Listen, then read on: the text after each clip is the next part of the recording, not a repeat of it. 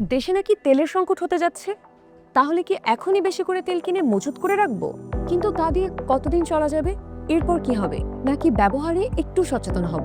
অনেকেই ভাবেন আমি একা তেল বা বিদ্যুৎ সাশ্রয় করলে এমন কি পরিবর্তন হবে। উত্তরটা হলো হ্যাঁ, তাতেই অনেক কিছু বদলাতে পারে। চলুন কয়েকটা উদাহরণ দেখে আসি।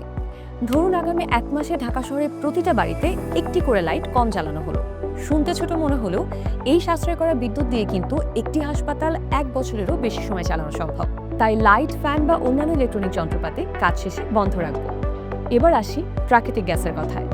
যদি ঢাকার মিরপুর থানার সব বাসায় 1 মাসে দৈনিক মাত্র 5 মিনিট করে কম গ্যাস ব্যবহার করা হয়, তাহলে সেই সাশ্রয় করা গ্যাস দিয়ে প্রায় 1,500 পরিবার রান্না করতে পারবে পুরোটা মাস জুড়ে। সুতরাং প্রয়োজন ছাড়া আমরা চুলা জ্বালিয়ে রাখবো না। আর গাড়ির তেলের ক্ষেত্রে ব্যক্তিগত গাড়ি ব্যবহারে হব সাশ্রয়ী, কারণ এখন অপ্রয়োজনীয় যাত্রা মানে বাড়তি জ্বালানি খরচ।